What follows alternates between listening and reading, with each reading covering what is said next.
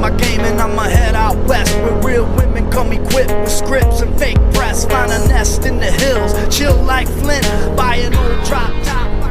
So nagkita rin kami sa wakas ng Lion's Head, no? Sipit mo, nagkita rin kami pagkatapos ng halos ilang taon na nakikita ko lang siya sa mga libro.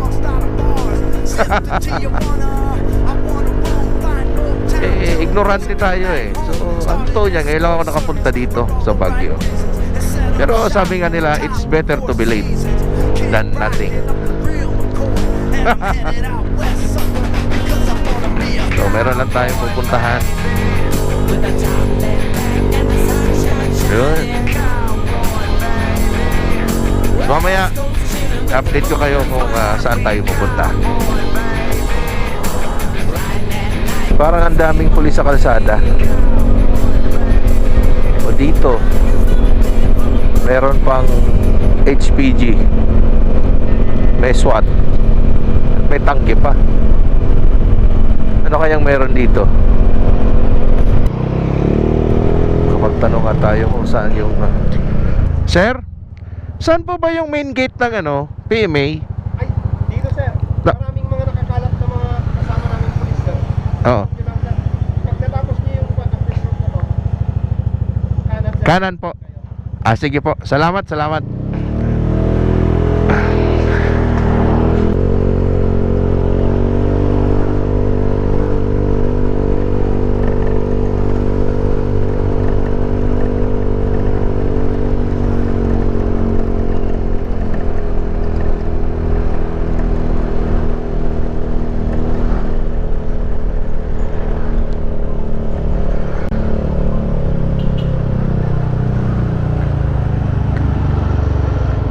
Pwede? Hain ka?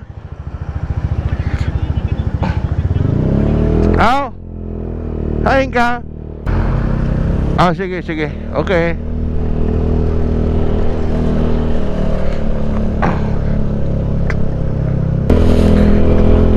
So tumawag yung tropa natin. Magpapapicture sana kami doon sa may gate ng PMA.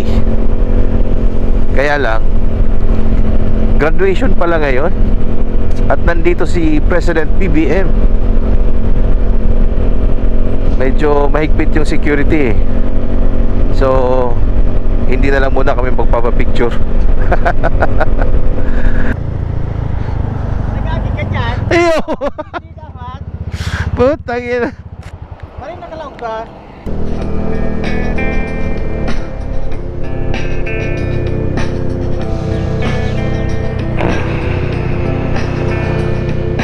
Psychic spies from China try to steal your mind's elation.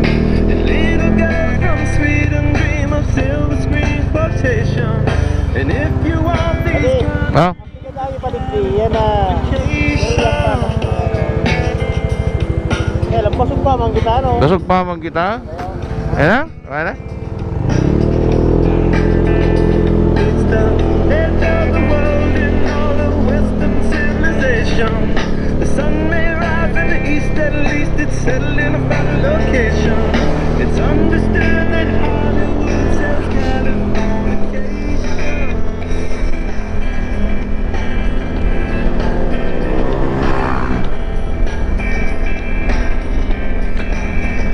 Lalabas na tayo ng Baguio City, no? Akyat na tayo ng Atok. So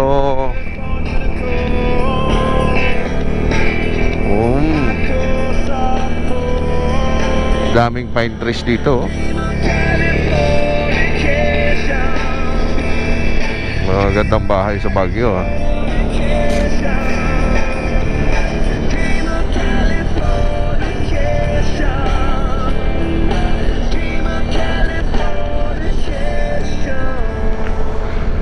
papuntang Atok, Benguet, second highest point.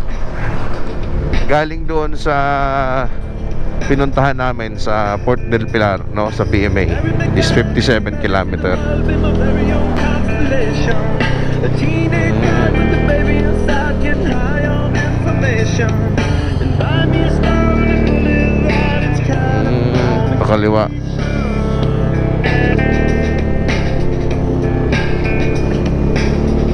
Kami dumaan sa PMA kasi parehas kami frustrated na ano eh, PMA year eh.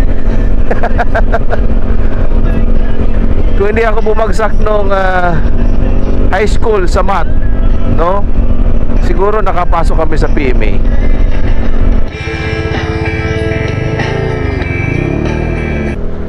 So update 12:16 ng tanghali na. So nandito tayo ngayon sa ano, Halsima Highway. So kung makikita nyo yung ayan, no, papunta tayo ng Atok Benguet. So yung nasa kaliwa natin puro hampas yan, no. Yun, kung nakikita nyo yung ano, mga bundok na yan. Pero maganda yung kalsada rito. Yun, mga pine trees. Yan, sa taas, no? So malapit na tayo sa Atok, doon sa tinatawag nilang second highest point. 15 kilometer na lang. So iba na yung klima rito kasi kanina pa tayo umaakyat eh. So mula Baguio, 57 kilometer yung distansya ng second highest point dito sa Atok Benguet. At yung 57 kilometer na yon, halos 90% ng kalsada ay paakyat, no?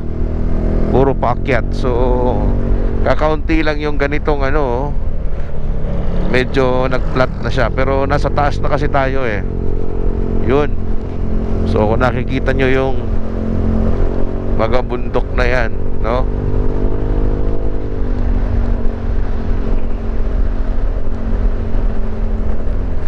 Malamig na yung ano, yung hangin dito.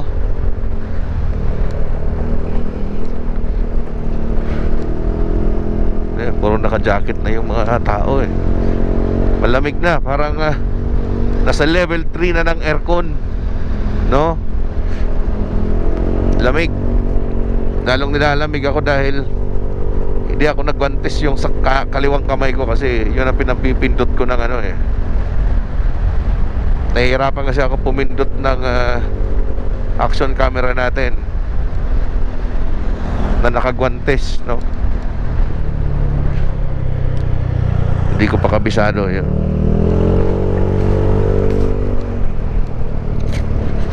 So yun,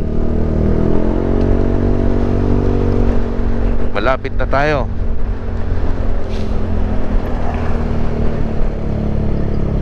So grabe yung klima rito, malamig.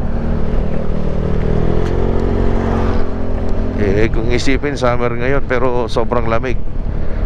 Lalo na siguro kapag mga ano na bare months hanggang February, siguro grabe yung lamig dito.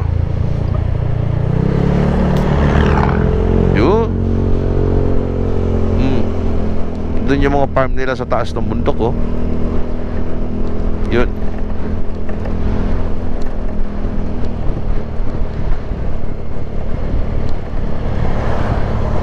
So kailangan maingat kang mag-drive dito sa ano, Halsima Highway kasi maliit lang yung kalsada.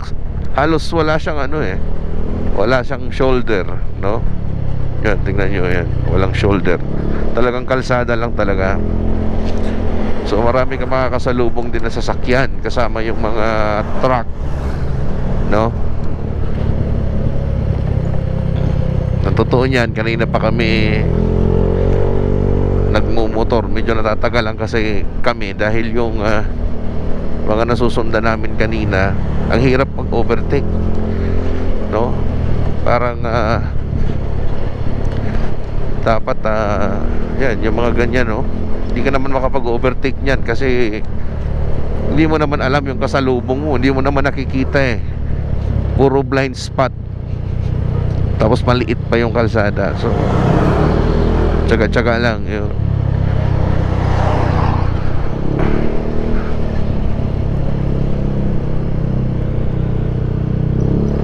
Saan na ba tayo? Parang bayan to ah.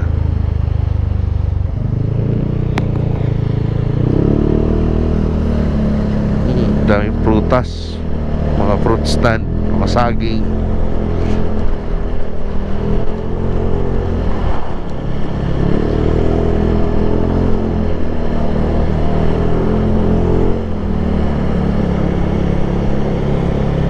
Diyan. Hinto muna tayo. Nandun pala yung tropa ko. Huminto siya eh.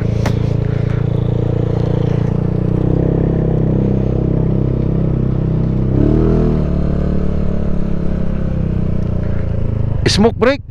Smoke break.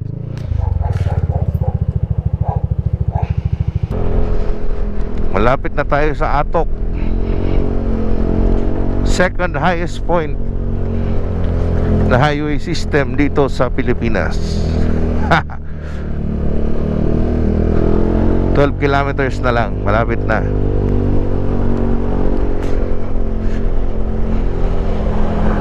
Ayun.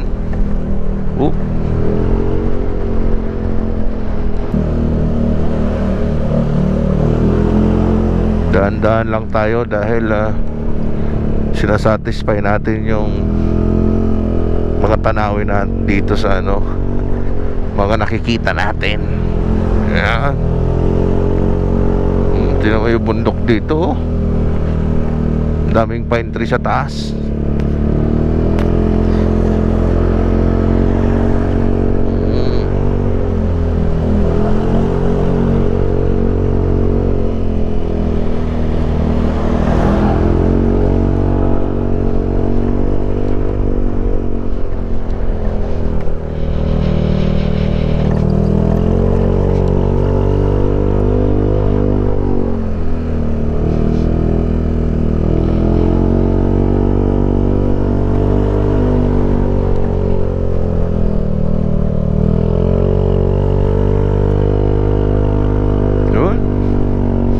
Ganda. Maganda siya pero sa totoo lang nakakatakot. Nakakatakot malaglag, no? Parang landslide prone area kasi ito eh. May mga batong nakaabang eh. Oh?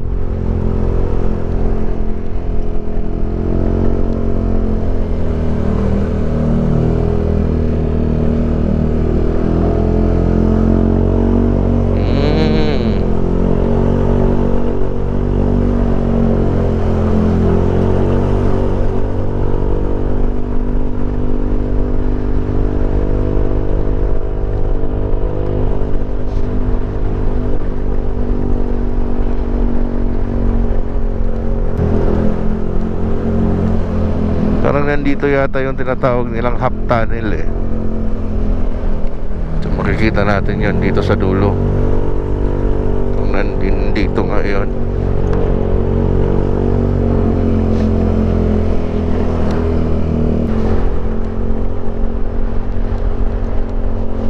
Ano?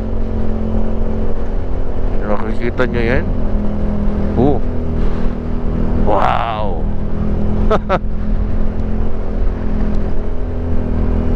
Ganda ng mga bundok pero para nakaabang yung mga ano eh, mga bato eh.